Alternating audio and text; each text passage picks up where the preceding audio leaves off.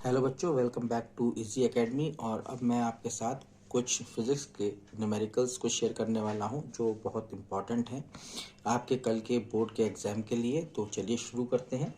तो पहला क्वेश्चन है, two copper wires A and B of length 30 metre and 10 metre have radii 2 centimetre and 1 centimetre respectively. Compare the resistances of the two wires. First part, then which will have less resistance.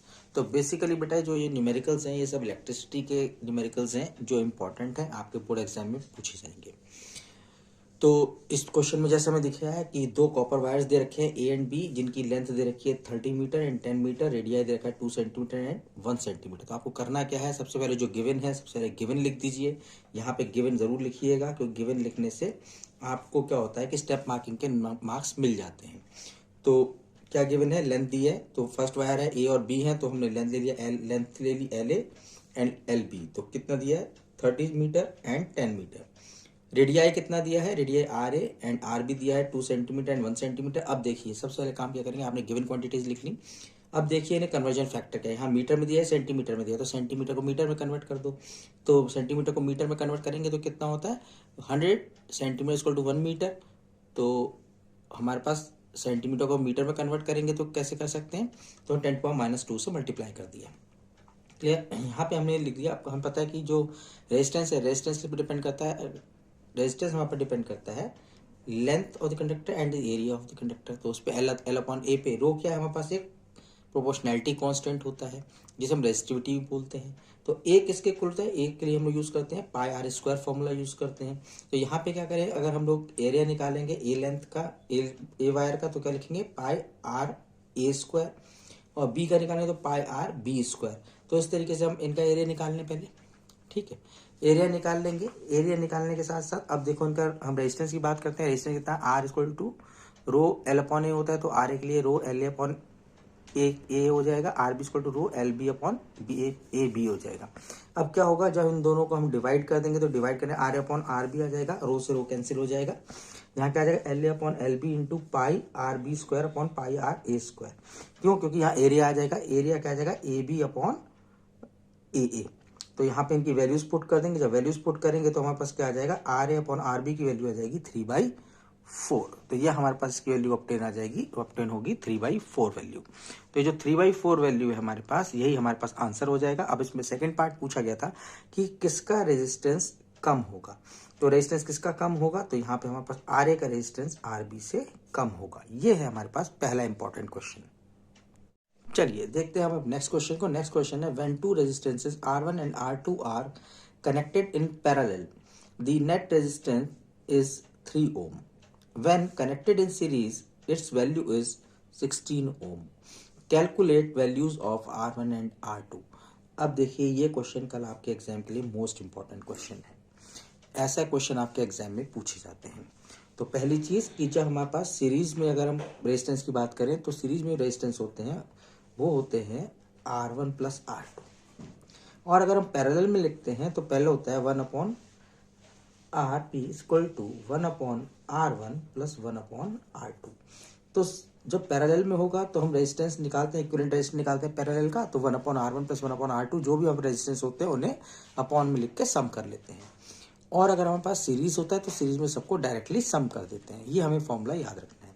तो अब दिया क्या है, resistance दिए हैं, तो सबसे पहले गिवन लिख दिया। गिवन में क्या है, रेजिस्टेंस R1 R2 दिया हुआ है, पैरेलल में दे रखा है 3 ओम रेजिस्टेंस होगा, सीरीज में 16 ओम दे रखा है। अब हमें क्या दिखा है, सीरीज में हमने कहा कि R1 प्लस R2 होता है, तो R1 प्लस R2 16 ओम दे रखा है। आरपी को सॉल्व करते तो क्या हो जाता है, आरपी हो जाएगा, ये हो जाएगा R1 R2 एलसीएम आ जाएगा, तो R1 R2 प्लस R1 हो जाएगा। तो आरपी इक्वल टू क्या हो जाएगा, R1 R2 upon R1 plus R2। तो वही हमने यहाँ क्वेश्चन में यहाँ पे जो हमारे पास वैल्यू है इसमें हमने पुट कर दिया। तो कितना आंसर आया हमारे पास, R1 into R2 upon R1 plus R2 हमारे पास कहाँ से ले लिया हमने, R1 प्लस R2 हम लोग ने यहाँ से ले लिया। तो इसकी वैल्यू को हमने यहाँ पुट कर दिया। तो क्या आ गया, R1 into R2 upon 16 equal to 3 ohm आ गया।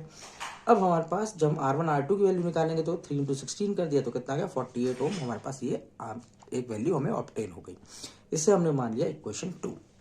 अब हम क्या करेंगे, देन अब हमें पता है कि R1 प्लस R2 जो ऊपर दिया हुआ था वो 16 ओम के बराबर है, तो R2 किसके इक्वल हो जाएगा, 16 माइनस R1 के इक्वल हो जाएगा। अब हम कह रहे हैं कि इसी वैल्यू को अब हम लोग पुट कर देते हैं इक्वेशन 2 में, तो क्या होता है R1 16 माइनस R2 तो 48 के इक्वल आ जाएगा। तो इसे सॉल्व करेंगे तो R1 के अंदर मल्टीप्लीकेशन होगी, मल्टीप्लीकेशन हो जाएगी अंदर, तो क्या आ जाएगा हमारे पास आ जाएगा R1, यहाँ पे देखिए तो अब हमारे पास क्या हो जाएगा, यहाँ पे क्या गया R1 16 minus R1 is equal to 48 आ गया। ठीक, अब यहाँ पे R1 के अंदर मल्टीप्लिकेशन हो गया तो 16 R1 minus R1 square equal to 48 हो गया। अब इसे सॉल्व करेंगे तो हम इसे इस साइड ले आते हैं तो एक इक्वेशन बन जाती है, इस इक्वेशन को हम सॉल्व कर लेते हैं मैथ्स के अकॉर्डिंग। तो क्या हो जाएगा R1 स्क्वायर, हम माइनस वाला पहले है minus R1 square plus 16 R1 minus 48 equal to 0 हो जाएगा। अब माइनस 1 कॉमन ले लिया तो कितना हो जाएगा R1 square minus 16 R1 plus 48 equal to 0। अब इसे अगर हम सॉल्व कर देंगे इस इक्वेशन 3 को, कैसे सॉल्व करेंगे, तो इसमें क्या करते हैं कि इससे और इसको मल्टीप्लाई कर देते हैं, देन जो बीच वाला जो कोफिशिएंट होता है इसके ऐसे हम लोग फैक्टर्स करते हैं जो मल्टीप्लाई करके इस वैल्यू के इक्वल हो जाए और जोड़कर या माइनस करके वो इसके इक्वल हो जाए। तो 16 के फैक्टर्स क्या क्या होते हैं, 12 4 जा 48, तो 12 एंड 4 इसके दो फैक्टर्स हो जाएंगे, इससे हम लोग सॉल्व कर लेंगे। तो हम इसे सॉल्व करेंगे तो फैक्टर्स क्या आ जाएंगे, R1 square minus R1 12 plus 4 plus 48 equal to 0, R1 minus R1 square minus, इसे ओपन करेंगे तो minus 12R1 minus 4R1 plus 48 equal to 0। यहाँ पे R1 कॉमन आ गया, यहाँ आ जाता है R1 माइनस 12, यहाँ पे माइनस का 4 कॉमन ले लिया तो यहाँ आ गया R1 माइनस 12 इक्वल टू 0। तो हमारे पास क्या दो फैक्टर्स आ गए, R1 minus 4 and R1 minus 12 equal to 0। अब अगर हमारे पास दो ही पॉसिबिलिटीज हैं, अगर R1 12 ओम हो जाएगा तो दूसरा हमारे पास R2 क्या हो जाएगा, तो हो सकता है 16 ओम या 4 ओम हो सकता है। तो यानी कि इन दोनों वैल्यूज में से हमारे पास कोई भी एक वैल्यू पॉसिबल होगी, या तो R1 12 ओम हो जाए या R2 हमारे पास 4 ओम हो जाए, या R1 हमारे पास 4 ओम हो जाए R2 हमारे पास 12 ओम हो जाए। तो इन दोनों में से कोई भी एक पॉसिबिलिटी हमें देखने को मिल जाएगी, इसलिए इस तरीके से हम इस क्वेश्चन को सॉल्व कर लेंगे। चलिए अब थर्ड क्वेश्चन डिस्कस करते हैं। यहाँ दिया हुआ है 3 resistors are connected as shown through the resistance of 5 ohm, a current of 1 ampere is flowing. कह रहा है what is the potential difference across A B and across A C, what is the current through the other 2 resistors and what is the total resistance. तो देखो ये question दिया है, ये हमारे पास एक फिगर दिया हुआ है, कहता है इस क्वेश्चन को ऑब्जर्व कीजिए। तो यहाँ पे क्या है, एक रेजिस्टेंस दिया है 5 ओम का और दो रेजिस्टेंस दिए हैं, एक 10 ओम का और 15 ओम का, और R2 और R3 ने नाम दिया गया है। कहते हैं यहाँ पे ब्रांचिंग, यहाँ पे जो हमारे पास R1 का रेजिस्टेंस है इसमें I1 करंट पास होता है, जब I1 करंट पास होके आगे जाता है तो यही I1 करंट क्या होता है, डिस्ट्रीब्यूट हो जाता है I2 एंड I3 में।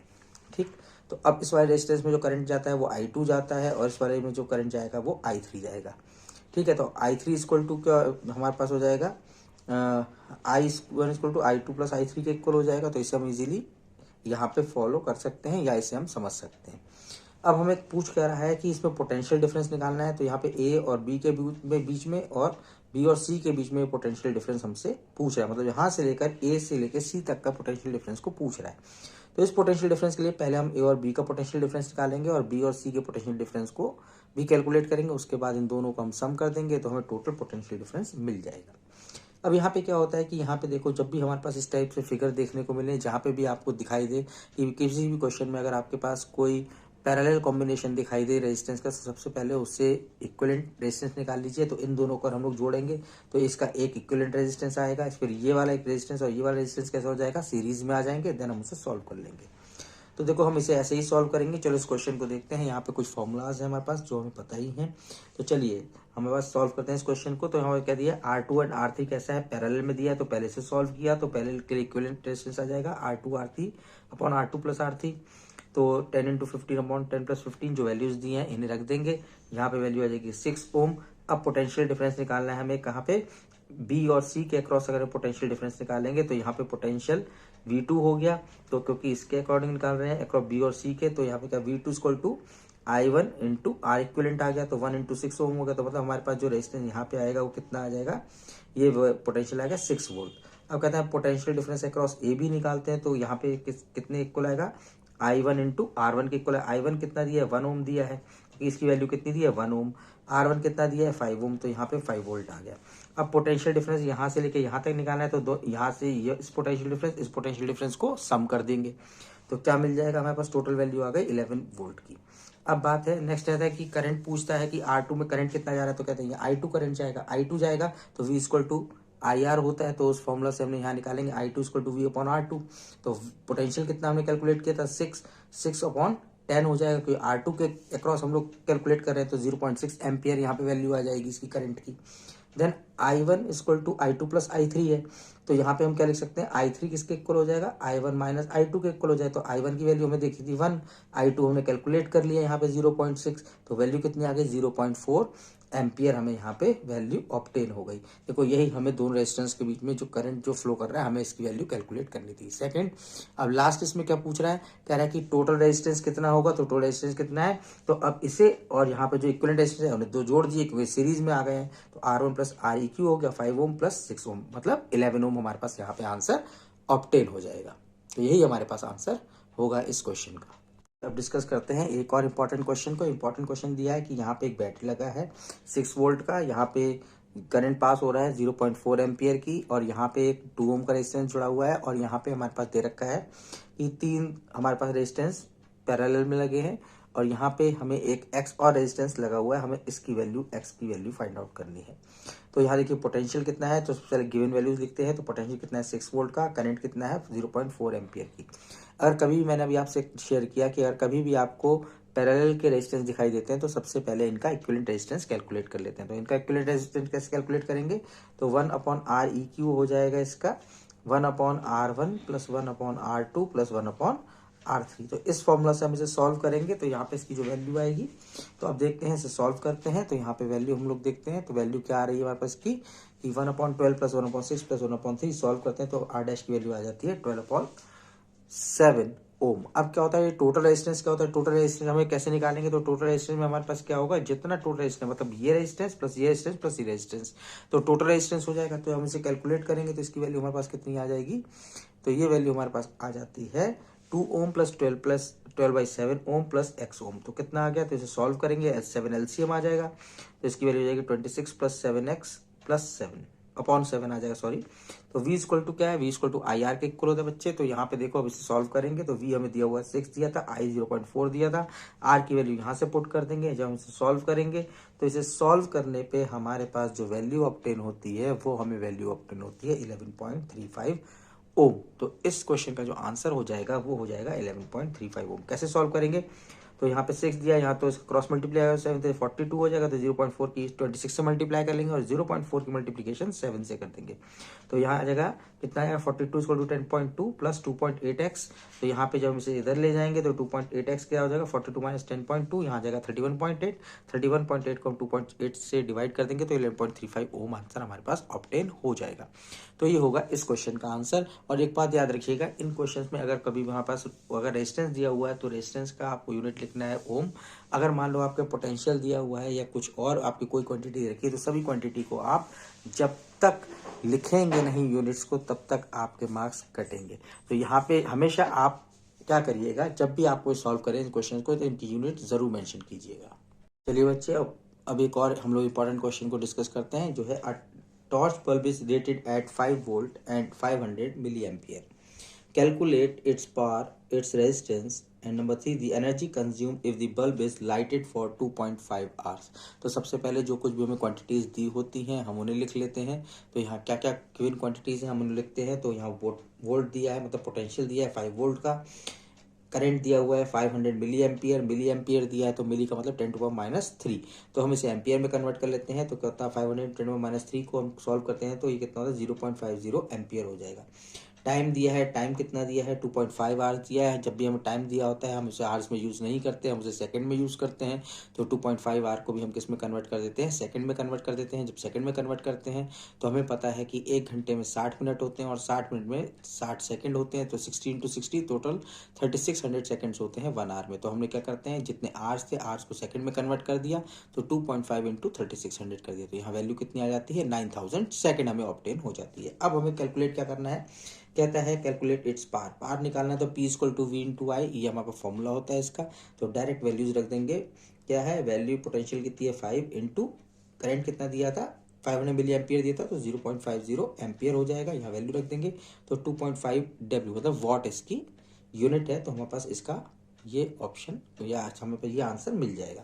देन रेजिस्टेंस निकालना है तो V equal to I R होता है, तो R equal to V upon I हो जाएगा, तो V अपॉन आई से 10 ओम आंसर आ जाएगा हमारे पास। देन कहते हैं कि एनर्जी कितना कंज्यूम करेगा, तो एनर्जी कंज्यूम की बात करेगा तो एनर्जी कंज्यूम में हमारे पास फॉर्मूला होता है W इक्वल टू VIT, तो potential into current into time. तो यहाँ पे हमने इसे मल्टीप्लीकेशन करेंगे 5 इंटू 0.50 इंटू 9000, तो वैल्यू कितनी आ जाएगी 22,500 जूल, क्योंकि जहाँ पे क्या एनर्जी है, एनर्जी का जो यूनिट होता है वो जूल होता है, तो यहाँ पे हमारे पास क्या यूनिट आ जाएगा, जूल आ जाएगा। चलिए अब हम एक और इम्पोर्टेंट क्वेश्चन को डिस्कस करते हैं। वो क्वेश्चन है कि ये वाला क्वेश्चन भी आपके बोर्ड एग्जाम के पॉइंट ऑफ व्यू से बहुत इंपॉर्टेंट क्वेश्चन है, it is very very important. तो इसमें लिखा हुआ है 2 bulbs A and B are rated 100 watt and 120 volt and 10 watt and 120 volt respectively. They are connected across a 120 volt source in series, which will consume more energy. अच्छा, एक चीज़ और ध्यान रखिएगा कि सीरीज में हमारे पास करंट सेम रहता है और पैरेलल में हमारे पास पोटेंशियल सेम रहता है, ये दो चीज़ें ध्यान रखिएगा, ठीक है। तो अब इस क्वेश्चन में जो हमें दिया हुआ है कि दो बल्ब दिए हुए हैं, दो बल्ब में क्या रेटिंग क्या दे रखी है कि एक बल्ब के ऊपर लिखा है 100 वाट 120 वोल्ट, इसका मतलब 100 वाट लिखा है, मतलब इसकी पावर कंजम्पशन कितनी है 100 वाट की है, और कितने सोर्स पे हमारा कितने पोटेंशियल में चल रहा है 120 वोल्ट पे। ऐसे ही सेकंड के लिए हमारे पास कितना है 10 वाट, उसका हमारे पास पावर दे रखा है, तो पावर जो कंजम्पशन जितने पोटेंशियल है 120 वोल्ट दे रखा है, तो ये इसकी वैल्यूज गिवन है। अब कहता है कि they are connected across a 120 volt source in series, series में एक सोर्स से कनेक्ट कर दिया गया है 120 वोल्ट के, तो बताओ कि कितनी एनर्जी ये कंज्यूम करेंगे, आपको कितनी एनर्जी, मान लो सबसे ज़्यादा एनर्जी कौन कंज्यूम करेगा, कौन सा जो हमारे पास बल्ब होगा वो ज़्यादा एनर्जी कंज्यूम करेगा। तो इस क्वेश्चन के लिए जो हमें गिवन है वही हम लिख लेते हैं। रेटिंग पहले बल्ब ए की दे रखी है, तो पावर दे रखा है PA 100 वॉट, पोटेंशियल दे रखा है 120 वोल्ट, रेटिंग बी की दे रखी है। अब हम क्या करेंगे, कनेक्टेड सीरीज से करें कि पोटेंशियल दे रखा है 120 वोल्ट, क्योंकि सीरीज में है तो सीरीज में भी हमने कहा कि करंट क्या रहेगा, सेम रहेगा, तो जितने भी हमारे पास बल्ब हैं इन दोनों बल्ब में हमारे पास सेम अमाउंट में करंट पास होगा। अब क्या करते हैं, अब जब सेम अमाउंट में करंट पास होगा तो सबसे पहले क्या करते हैं हम लोग रेजिस्टेंस कैलकुलेट कर लेते हैं बल्ब ए का। तो रेजिस्टेंस कैसे कैलकुलेट करेंगे, R equal to VA square upon P, तो हमारे पास ये हो जाएगा R equal to V square upon P से हम लोग इसे कैलकुलेट करेंगे, तो यहाँ पे क्या आ जाएगा 120 स्क्वायर अपॉन 100 हो जाएगा, तो यहाँ पे 120 का स्क्वायर करेंगे 14,400 अपॉन 100 आ जाएगा, तो इसकी वैल्यू 41440 ओम, तो ये इतनी हमारे पास वैल्यू आ जाएगी। देन इसी तरह हम बल्ब बी के लिए रेजिस्टेंस कैलकुलेट कर लेंगे, तो इसकी वैल्यू इसकी 144 ओम, इसकी आएगी 1440 ओम। देन हम क्या करेंगे, टोटल रेजिस्टेंस निकालेंगे, तो टोटल रेजिस्टेंस कितना हो जाएगा R1 प्लस R2, मतलब RA प्लस RB कर दें तो ये टोटल हमारे पास रेजिस्टेंस आ जाएगा 1584 ओम। उसके बाद हम कहते हैं करंट कितना होगा, टोटल करंट कितना होगा, total current equal to total potential upon total resistance, तो पोटेंशियल है 120 वोल्ट का सोर्स जोड़ रखा है, तो 120 अपॉन 1584, तो इसकी वैल्यू कितनी आती है 0.076 एम्पियर, हमें इसकी वैल्यू ऑब्टेन हो जाएगी। अब कहते हैं कि पावर की बात करें कि कौन ज़्यादा पावर कंजम्पशन ज़्यादा करेगा, तो P क्या आ जाएगा, P equal to I square into R, अगर हम यहाँ फॉर्मूला पुट कर दे तो I की वैल्यू पुट कर दी, R की वैल्यू पुट कर दी, इसको मल्टीप्लाई कर दिया, तो हमारे पास आंसर कितना आ गया 0.8312 वॉट। इसी तरह PB को भी हमने कैलकुलेट कर लिया, तो इसकी वैल्यू आती है 8.317 वॉट। अब इन दोनों में किसकी पावर ज़्यादा है, तो हमें पता है PB की पावर यहाँ पे ज़्यादा होगी PA से, यही हमसे क्वेश्चन में पूछा गया था। चलिए बच्चों, अब हम डिस्कस करते हैं आज का लास्ट क्वेश्चन और सबसे इंपॉर्टेंट क्वेश्चन। इसमें दिया हुआ है कि how many 176 ohm resistors in parallel are required to carry 5 ampere in 220 volt line, मतलब हमारे पास कितने रेजिस्टर्स चाहिए होंगे 176 ओम के जो 5 एम्पियर करंट को कैरी कर सकें 220 वोल्ट की लाइन में, ठीक है। अब हमें नंबर ऑफ रेजिस्टर्स बताने हैं, तो इसके लिए हम क्या देते हैं, अब जो गिवन क्वांटिटी है वो लिख देते हैं। तो गिवन क्वांटिटी में हमें कितना दिया, करंट दिया है 5 एम्पियर दिया है, पोटेंशियल दे रखा है 220 वोल्ट, हमने उसे लिख दिया। रेजिस्टेंस दे रखा है, कितना दे रखा है 176 ओम दे रखा है। तो रेजिस्टर्स जो होते हैं उनके रेजिस्टेंस को हमने स्मॉल r मान लिया, ठीक है। अब रेजिस्टेंस रिक्वायर्ड इन सर्किट, पूरे सर्किट में कितना है हमें रेजिस्टेंस चाहिए होगा, क्योंकि हम इतने सारे हम लोग रेजिस्टर्स को जोड़ रहे हैं, तो टोटल हमारे पास कितना रेजिस्टेंस चाहिए होगा, total potential upon total current, total potential कितना है 220 वोल्ट, और हमारे पास करंट दे रखा है 5 एम्पियर, तो इससे वैल्यू कितनी आ गई 44 ओम। अब 44 ओम हमारे पास क्या आ गया, टोटल रेजिस्टेंस। अब हमें निकालना क्या है, नंबर ऑफ रेजिस्टर्स। तो इसके लिए एक फॉर्मूला याद रखिएगा कि अगर कभी पैरेलल में अगर हमारे पास बहुत सारे रेजिस्टर्स जुड़े हों जिनका पोटेंशियल रेजिस्टेंस सेम हो, तो उस कंडीशन में क्या होता है, जो रिक्वायर्ड रेजिस्टेंस होता है उसका फॉर्मूला होता है R equal to R upon N. तो मतलब हमारा फॉर्मूला क्या जाएगा, small r upon N. Small r क्या है हमारे पास, रेजिस्टेंस ऑफ रेजिस्टर्स, और n क्या है, नंबर ऑफ रेजिस्टर्स, और जो r क्या है, ये टोटल रेजिस्टेंस है। तो टोटल रेजिस्टेंस हमारे पास कितना आया था, 44 ओम। तो यहाँ पे हम इसकी वैल्यू को रख दें तो वैल्यू क्या आ जाएगी, 44 equal to 176 upon small N, और स्मॉल एन की वैल्यू को कैलकुलेट करते हैं तो यहाँ पे हमारे पास इसका नंबर आ जाता है 4। अब ध्यान रखिएगा इसके आगे यहाँ कुछ और यूनिट नहीं लिख दीजिएगा, क्योंकि ये नंबर है तो नंबर जो है वो हमेशा 4 जो है वो हमें देखने को मिलेगा, या जब भी हमारे पास कोई यूनिट आएगी तो उसका हमें कुछ भी और लिखने की रिक्वायरमेंट नहीं है अगर वो नंबर है। तो यहाँ पे देखिए मैंने आपसे आज डिस्कस किए जो कल आपके बोर्ड के एग्जाम के लिए फिजिक्स के 7 इंपॉर्टेंट न्यूमेरिकल्स हैं। आप इन न्यूमेरिकल्स को बार बार प्रैक्टिस कीजिए, देखिए, और ये फॉर्मूला को लर्न कर लीजिएगा, क्योंकि इनमें से कम अगर क्वेश्चन आएगा तो कम से कम 2 क्वेश्चन आपको आपके बोर्ड एग्जाम में देखने के लिए जरूर मिलेंगे। All the best for your tomorrow's examination.